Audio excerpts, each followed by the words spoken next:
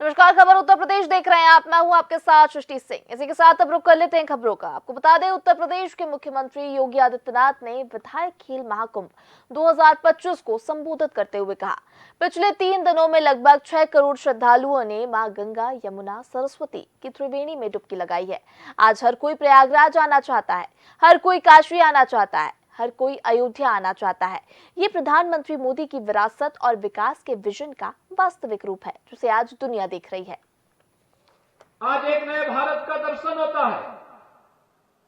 नया भारत कहीं काशी विश्वनाथ धाम के रूप में जाना जाता है।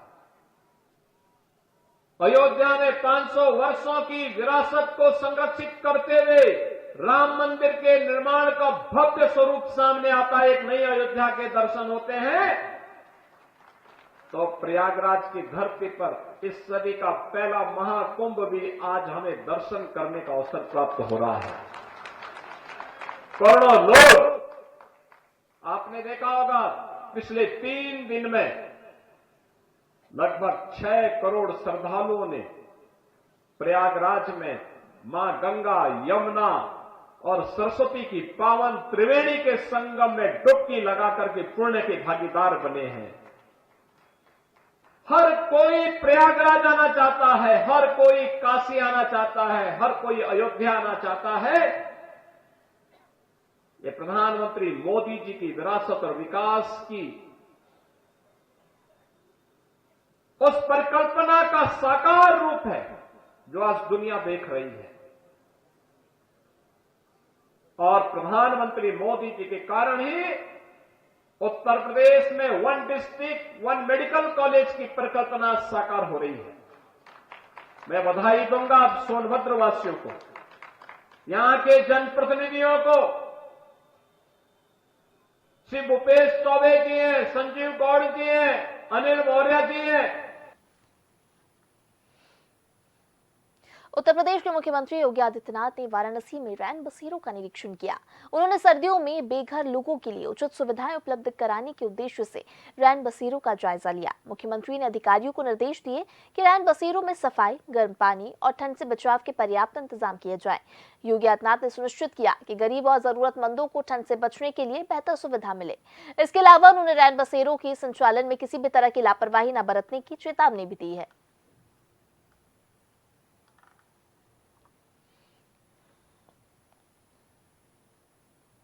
उत्तर प्रदेश के मुख्यमंत्री योगी आदित्यनाथ ने विधायक खेल महाकुंभ 2025 को संबोधित करते हुए कहा, पिछले 3 दिनों में लगभग 6 करोड़ श्रद्धालुओं ने मां गंगा, यमुना और सरस्वती की त्रिवेणी में डुबकी लगाई है। आज हर कोई प्रयागराज आना चाहता है, हर कोई काशी आना चाहता है, हर कोई अयोध्या आना चाहता है। ये प्रधानमंत्री मोदी की विकास भी विरासत की भी सोच का वास्तविक रूप है, जिसे आज दुनिया देख रही है। मुख्यमंत्री ने यह भी कहा कि धार्मिक और सांस्कृतिक धरोहर को बढ़ावा देने से भारत की पहचान और गौरव बढ़ा है।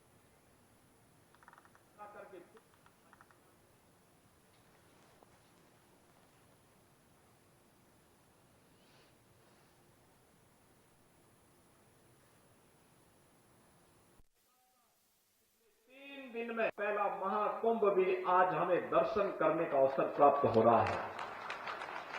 करोड़ों लोग, आपने देखा होगा, पिछले 3 दिन में लगभग 6 करोड़ श्रद्धालुओं ने प्रयागराज में मां गंगा, यमुना और सरस्वती की पावन त्रिवेणी के संगम में डुबकी लगाकर के पुण्य के भागीदार बने हैं। पहला महाकुंभ भी आज हमें दर्शन करने का अवसर प्राप्त हो रहा है। करोड़ों लोग। उत्तर प्रदेश के मुख्यमंत्री योगी आदित्यनाथ ने वाराणसी में काशी विश्वनाथ और भैरव मंदिर में पूजा अर्चना की। उन्होंने काशी विश्वनाथ के दर्शन कर प्रदेश की समृद्धि और खुशहाली की कामना की। इसके बाद योगी ने भैरव मंदिर में भी पूजा और आशीर्वाद प्राप्त किया।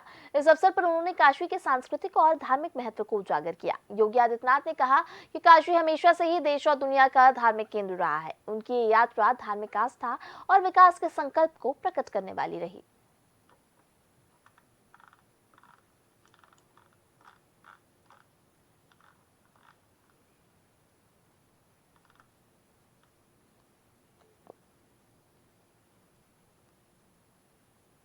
उत्तर प्रदेश के मुख्यमंत्री योगी आदित्यनाथ ने एमएलए खेल महाकुंभ 2025 को संबोधित करते हुए कहा, पिछले 3 दिनों में लगभग 6 करोड़ श्रद्धालुओं ने मां गंगा, यमुना और सरस्वती के त्रिवेणी संगम में स्नान किया। आज हर कोई प्रयागराज, काशी और अयोध्या आना चाहता है। ये प्रधानमंत्री के विकास भी, विरासत भी, विजन का असली रूप है, जिसे आज पूरी दुनिया देख रही है। उन्होंने कहा कि प्रधानमंत्री मोदी की दूरदृष्टि और केंद्र राज्य सरकार के प्रयासों का परिणाम है, जिसके तहत धार्मिक, पर्यटन और सांस्कृतिक धरोहर को बढ़ावा मिल रहा है।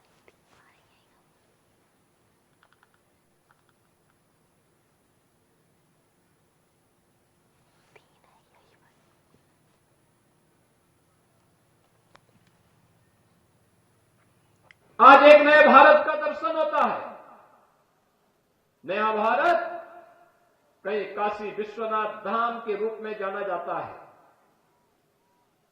अयोध्या में 500 वर्षों की विरासत को संरक्षित करते हुए राम मंदिर के निर्माण का भव्य स्वरूप सामने आता है। एक नई अयोध्या के दर्शन होते हैं। तो प्रयागराज की धरती पर इस सदी का पहला महाकुंभ भी आज हमें दर्शन करने का अवसर प्राप्त हो रहा है। करोड़ों लोग, आपने देखा होगा पिछले 3 दिन में लगभग 6 करोड़ श्रद्धालुओं ने प्रयागराज में मां गंगा, यमुना और सरस्वती की पावन त्रिवेणी के संगम में डुबकी लगाकर के पुण्य के भागीदार बने हैं। हर कोई प्रयागराज आना चाहता है, हर कोई काशी आना चाहता है, हर कोई अयोध्या आना चाहता है। ये प्रधानमंत्री मोदी जी की विरासत और विकास की उस परिकल्पना का साकार रूप है जो आज दुनिया देख रही है। और प्रधानमंत्री मोदी जी के कारण ही उत्तर प्रदेश में 1 डिस्ट्रिक्ट 1 मेडिकल कॉलेज की परिकल्पना साकार हो रही है। मैं बधाई दूंगा सोनभद्र वासियों को। महाकुंभ 2025 के लिए रेलवे की तैयारियों पर उत्तर मध्य रेलवे के सीपीआरओ श्रीकांत त्रिपाठी कहते हैं कि लोगों को स्वच्छता के प्रति जागरूक करने के लिए हम लगातार स्टेशन पर नुक्कड़ नाटक कर रहे थे। हमने स्वच्छता रैली और साइकिल रैली भी निकाली थी। साथ ही हमने 1 जनवरी से अपनी लंबी दूरी की मेला विशेष ट्रेनें शुरू की। 10 जनवरी को हमने अपनी रिंग रेल सेवाएं शुरू की, जो प्रमुख रूप से वाराणसी को कवर करती हैं। 13 जनवरी से हमने अयोध्या और चित्रकूट से कम दूरी की मेला स्पेशल ट्रेनें शुरू की हैं। और लगभग 18 देखिए, हम लोगों ने स्वच्छता के लिए बहुत सारे कार्य किए हैं। लोगों को हम जागरूक करने के लिए लगातार स्टेशन पे नुक्कड़ नाटक कर रहे थे। लोगों को अवेयर करने के लिए हम लोगों ने स्वच्छता रैली निकाली थी, हमने साइकिल रैली भी एक की हुई थी। लोगों को हम जागरूक करने के लिए बिल्कुल प्रिंट मीडिया, इलेक्ट्रॉनिक मीडिया, इन सारे चैनल का प्रयोग कर रहे थे। हमने 1000 से ज्यादा सफाई कर्मी अपने स्टेशनों पे और लगभग 1800 सफाई कर्मी हम लोगों ने अपने कोचों की सफाई के लिए भी लगाए हुए थे, क्योंकि इस समय जब विशेष ट्रेनों का संचालन होता है तो उस समय उनके सफाई भी एक बड़ा मुद्दा होता है। और स्वच्छता को पूरी तरह से इंश्योर करने के लिए हमारे हर सफाई कर्मी ने पूरी तरह से मदद की। हमारी लोगों ने भी हमारी बहुत मदद की। हम लोगों ने इसके अलावा सिंगल यूज प्लास्टिक को पूरी तरह से बैन किया हुआ है। इसके कारण हमारे प्रेमाइसेस में सिंगल यूज प्लास्टिक के सामान की सेल और इस चीजों में रोक लगी है और हम लोग अधिक स्वच्छ परिसर की ओर बढ़ सके हैं। देखिए, महाकुंभ का आयोजन 13 जनवरी को प्रथम स्नान था। इसके बाद 14 जनवरी को प्रथम शाही स्नान मकर संक्रांति का था। पहले हमारे पास जो ट्रैफिक का फ्लो था वो 13 जनवरी तक अगर बात की जाए तो इनवर्ड ट्रैफिक का, मतलब लोग बाहर की जगहों से बहुत सारे लोग आ रहे थे, जिसके लिए हम लोगों ने बहुत सारी मेला स्पेशल ट्रेनों का संचालन प्रारंभ कर दिया था। 1 जनवरी से ही हमारी लॉन्ग डिस्टेंस मेला ट्रेन चलनी प्रारंभ हो गई थी। इसके बाद हम लोगों ने 10 जनवरी से अपनी रिंग रेल सर्विस, जो कि बनारस, अयोध्या, चित्रकूट, इन डेस्टिनेशन को मेजर कवर करती हैं, इन डेस्टिनेशन के लिए हमने अपनी रिंग रेल सर्विस प्रारंभ कर दी थी। और इसके बाद हम लोगों ने अपनी 13 जनवरी से शॉर्ट डिस्टेंस मेला स्पेशल ट्रेनों का संचालन प्रारंभ कर दिया था। 14 जनवरी को जो हमारा भीड़ का पैटर्न था वो ऐसा था कि दोपहर के 10 बजे के बाद से हमारे स्टेशन पे क्राउड होना स्टार्ट हो गया था, क्योंकि लोग 14 जनवरी का स्नान करके और फिर स्टेशन की तरफ लौटना प्रारंभ कर चुके थे।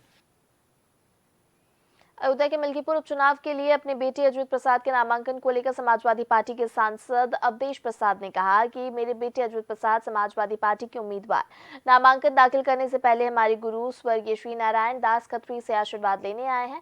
हम पूरी तरह से चुनावी कानून, संविधान और आचार संहिता का पालन करते हैं। हजारों लोग हमारे साथ आने के लिए तैयार हैं, लेकिन हमने विनम्रता से मना किया। केवल 4 लोग नामांकन दाखिल करने के लिए जाएंगे।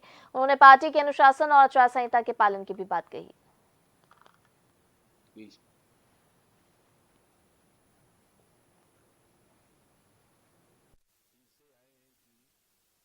आज पर्चा दाखिला है, तो हम तो आए हैं। आज दुनिया में सदे हमारे गुरु खत्री साहब नहीं है, तो आशीर्वाद भी लेने आए हैं। और भैया निर्मल जी का हालचाल भी पूछने आए थे। थोड़ा बीच में एक्सीडेंट हो गया, ठीक ठाक है। तो ये आए हैं और इनसे आए हैं कि आप आ जाइए, आज पर्चा दाखिला है। महाकुंभ पर सपा प्रमुख अखिलेश यादव ने कहा, सरकार का हर आंकड़ा फर्जी है। कुछ ट्रेनें खाली जा रही हैं। सुनने में आया है कि गोरखपुर वाली ट्रेन खाली गई। भाजपा का हर आंकड़ा फर्जी है। साथी सही बोल, सरकार का हर आंकड़ा वो है फर्जी, और हमारा पत्रकार साथी सही बोल रहा है। हम इसको धन्यवाद देते हैं। कुछ ट्रेनें खाली आ रही हैं। सुनने में आया गोरखपुर वाली खाली ट्रेन गई है पूरी, और नहीं मानते अभी वीडियो दिखा सकता हूं मैं आपको। नहीं, वो छोड़िए, हम उन पर चर्चा नहीं करना चाहते हैं। लेकिन ये बात मोटी मोटी मान लीजिए कि बीजेपी का हर आंकड़ा फर्जी है। याद कीजिए, नोटबंदी में क्या कहा?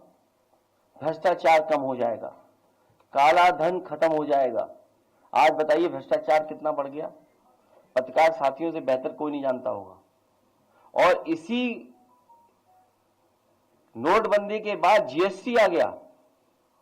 जीएसटी से बताओ व्यापारियों का नुकसान हुआ कि नहीं हुआ? व्यापारी बर्बाद हो गया। और अभी नई तरह की लड़ाई चल रही है। कानपुर में सभी कारोबारी कानपुर छोड़ करके जा रहे हैं।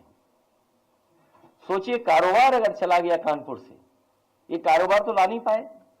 याद कीजिए, इन्होंने कितना बड़ा आयोजन किया था, इन्वेस्टमेंट मीट। इन्वेस्टमेंट मीट का तो कुछ हुआ नहीं, कोई इन्वेस्टमेंट स्टेट के पास नहीं आया। लेकिन जो कारोबारी पहले से थे, जिनका कारोबार हो रहा था, चल रहा था, वो कानपुर छोड़ करके जा रहे हैं, लखनऊ छोड़ करके जा रहे हैं। ये इनकी जीएसटी वसूली और इनके भ्रष्टाचार की वजह से छोड़ करके जा रहे हैं। जब ये खबरें और लोग जानेंगे, तो जो उत्तर प्रदेश में इन्वेस्टमेंट करना भी चाहते थे, वो इस तरह की लूट और बेईमानी के बाद कोई भी यहां पर सरकार का हर आंकड़ा वो है फर्जी, और हमारा पत्रकार साथी सही बोल रहा है। हम इसको धन्यवाद। अयोध्या में मिल्कीपुर उपचुनाव को लेकर सपा सांसद अवधेश प्रसाद ने कहा कि लोगों ने तय कर लिया है कि वो मिल्कीपुर चुनाव में भाजपा द्वारा बाबा साहब अम्बेडकर के अपमान का जवाब देंगे। हम किसी भी भाजपा प्रत्याशी का जमानत जब्त करवाएंगे जो मिल्कीपुर में चुनाव लड़ेगा। सपा प्रत्याशी अजीत प्रसाद को हम इतनी बड़ी जीत दिलाएंगे कि वो जीत पूरी दुनिया में चर्चा का विषय बनेगी। उन्होंने ये भी कहा कि इस चुनाव में भाजपा की हार सुनिश्चित है और समाजवादी पार्टी की जीत ऐतिहासिक होगी। वहां का इस प्रदेश में महंगाई दूर होगी। इस प्रदेश के जितने हमारे युवा हैं, पढ़े लिखे हैं, आज बेकार हैं, युवा हमारी दौलत है। किसी देश की दौलत सोना चांदी हीरा जवाहरात नहीं हुआ करता है। देश की दौलत वहाँ का इंसान होता है, वहाँ का युवा होता है। आज युवा पढ़ लिख करके बड़ी बड़ी डिग्रियां लेकर के डिग्रियां जलाने पे सोचता है, आत्महत्या पे सोचता है। ये हमारे लिए चिंता का विषय है। और जब सरकार बनेगी तो इन नौजवानों को हमारी सरकार नौकरी देगी। इनकी सरकार में बाबा में तो परचवल लीक हो जाता है। ये बहुत बड़ा मुद्दे हैं और मुद्दे ही मुद्दे हैं। इन्होंने कोई काम नहीं किया है। इसीलिए जो आपने कहा ना अभी कि 7 मंत्री आए, अरे भाई 7 मंत्री आए तो वही से अंदाजा लगा लियो कि डर में है, दहशत में है। इनका सबका जानकारी हो गए भाई कि यहाँ पर भारतीय जनता पार्टी समाप्त प्राय है और समाजवादी पार्टी का उम्मीदवार, इंडिया गठबंधन का उम्मीदवार। और हमें सारे कार्यकर्ता जितने हैं, सारे जितने नेता हैं समाजवादी पार्टी के और कांग्रेस के, सब लोग एक राज होकर एक मन बना करके पूरी तरह से चुनाव लगे हैं। चुनाव बहुत अच्छा होगा और ये चुनाव इतिहास बनाएगा। अभिनेता सैफ अली खान पर हुए हमले पर भाजपा सांसद रवि किशन ने गहरी चिंता व्यक्त की। उन्होंने कहा कि यह घटना अत्यंत दुखद है। सैफ अली खान मेरे अच्छे मित्र हैं और मैं प्रार्थना करता हूं कि वो जल्द ठीक हो जाएं। रवि किशन ने यह भी कहा कि घटना के बाद इमारत में सुरक्षा के पुख्ता इंतजाम किए गए हैं। प्रशासन इस मामले की जांच कर रहा है और सैफ अली खान के साथ पूरी तरह से खड़ा है। उन्होंने कहा कि सभी संबंधित विभागों ने स्थिति का नियंत्रण लाने में आवश्यक कदम उठाए हैं। हमारे मित्र सैफ अली, हम लोग साथ में काम किए कई सालों से, हम 93 के दोस्त हैं दोनों। बहुत भगवान महादेव से प्रार्थना किए जल्दी ठीक हो जाएं, सुने आउट ऑफ डेंजर हैं। सुरक्षा व्यवस्था पूरी बिल्डिंग को दी गई है, प्रशासन पूरा लगा है, सरकार उनके साथ है, सभी कलाकारों के साथ है। मुंबई सेफ है, मुंबई में सभी कलाकार सेफ रहे। सरकार ने पूरा, देवेंद्र फडणवीस जी ने इसकी पूरी कल जांच की और सबकी यहां सुरक्षा बढ़ा दी गई, सब पर पुश्तैनी नजर रखी गई। बिल्डिंगों को वॉचमैन लोगों पर भी ध्यान देना चाहिए, कैसे गार्ड रख रहे हैं, कैसे ऊपर आया, कैसे घर में एंट्री किया, वो सारी थोड़ा जांच का विषय है, सेंसिटिव है, उस पर थोड़ा गौर किया जा रहा है। लेकिन वो पकड़ा जाएगा जो हत्यारा है, जिसने हत्या का प्रयास किया, उसको इतनी कड़ी सजा मिलेगी कि बाकी लोग भी याद रखें। ऐसे में भी लेकिन विपक्ष जो है सवाल करेगा कि सुरक्षा व्यवस्था बेहतर नहीं है। नहीं, मुंबई बहुत ही सेफ सिटी है और सेफ रहेगी। ये इंसिडेंट कल बहुत दुखद हुआ, लेकिन मुंबई की सुरक्षा पर कभी कोई प्रश्न चिन्ह इस सरकार में नहीं लगा। जो देवेंद्र जी खुद होम डिपार्टमेंट संभाल रहे हैं और बहुत तवज्जो दे रहे हैं, बहुत गौर कर रहे हैं। केंद्र से भी सब सारी चीजों पर नजर रखी जा रही है। कलाकार सुरक्षित है, ये मोदी जी की सरकार की मेन चिंता है। हर नागरिक वहां सुरक्षित रहे, हर गरीब वहां सुरक्षित रहे। ये प्रधानमंत्री मोदी जी, डबल इंजन सरकार, देवेंद्र फडणवीस जी, अगर मुंबई का कोई सेलिब्रिटी से लेके एक आम आदमी, उनकी सबकी सुरक्षा की जिम्मेदारी वो लेते हैं और बड़े तवज्जो दे रहे हैं। प्रयागराज में प्रसिद्ध गायक और संगीतकार शंकर महादेवन महाकुंभ प्रयागराज 2025 के गंगा पंडाल में पहुंचे और वहां अपना शानदार प्रदर्शन दिया। शंकर महादेवन ने अपनी मधुर आवाज से श्रद्धालुओं को मंत्रमुग्ध कर दिया। उनके द्वारा प्रस्तुत भक्ति गीतों ने वातावरण को आध्यात्मिक बना दिया। महाकुंभ में शंकर महादेवन का यह प्रदर्शन विशेष आकर्षण का केंद्र बना और भक्तों ने उनके साथ मिलकर भक्ति संगीत का आनंद लिया। इस अवसर पर प्रशासन और आयोजकों ने उनकी प्रस्तुति की सराहना की और यह आयोजन महाकुंभ की दिव्यता को और भी बढ़ाने वाला साबित हुआ।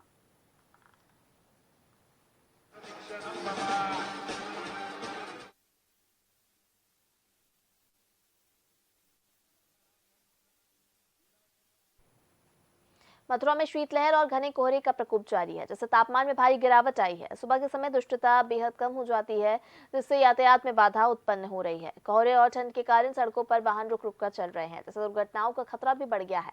लोग ऊनी कपड़े पहनकर ठंड से बचने की कोशिश कर रहे हैं। मौसम विभाग के अनुसार अगले कुछ दिनों तक मथुरा में कोहरे और ठंड का यही हाल रहेगा। प्रशासन ने सुरक्षा और सहायता के लिए अतिरिक्त इंतजाम किए हैं।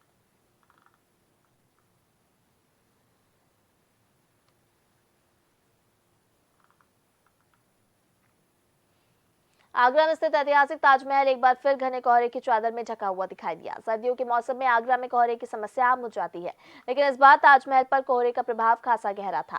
ताजमहल के सफेद संगमरमर पर कोहरे की परत से एक अलग ही दृश्य उत्पन्न हुआ, जो पर्यटकों और फोटोग्राफरों के लिए आकर्षण का केंद्र बन गया। कोहरे के कारण दृश्यता कम हो गई थी, लेकिन यह दृश्य ताजमहल की खूबसूरती को और भी रोमांचक और रहस्यमय बना रहा था।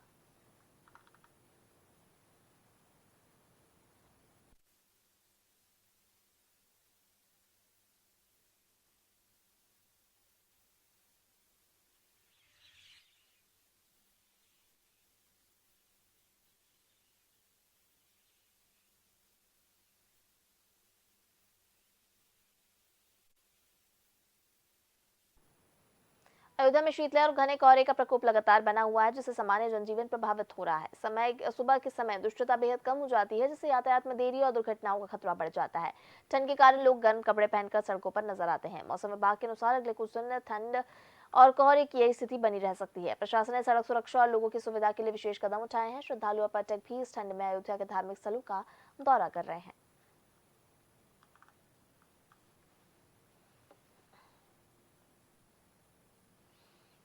आगरा के एडिशनल पुलिस कमिश्नर संजीव त्यागी ने बताया कि आगरा के हरि पर्वत थाना क्षेत्र स्थित एक बेकरी में बॉयलर में विस्फोट होने के बाद आग लग गई। इस हादसे में बेकरी के 13 कर्मी झुलस गए। सभी घायलों को तत्काल अस्पताल ले जाया गया, जिनमें से एक की हालत गंभीर बताई जा रही है। पुलिस और प्रशासन ने स्थिति को नियंत्रण में किया और घटना के कारणों की जांच शुरू कर दी है। वहीं एडिशनल पुलिस कमिश्नर ने कहा कि मामले में आगे की कार्रवाई की जा रही है और दोषियों के खिलाफ सख्त कदम उठाए जाएंगे। आगरा हरिपर्वत थाने के अंतर्गत ट्रांसपोर्ट नगर चौकी में मेडले बेकर्स की एक मैन्युफैक्चरिंग यूनिट है, जहां एक बॉयलर के फटने की वजह से आग लग गई। 13 कर्मी जो कार्य कर रहे थे वो सभी झुलस गए हैं। सीएफओ और एफएसओ ने तत्परता से रेस्क्यू ऑपरेशन करते हुए घायलों को एसएन मेडिकल पहुंचाया है। उनमें से एक की हालत गंभीर है।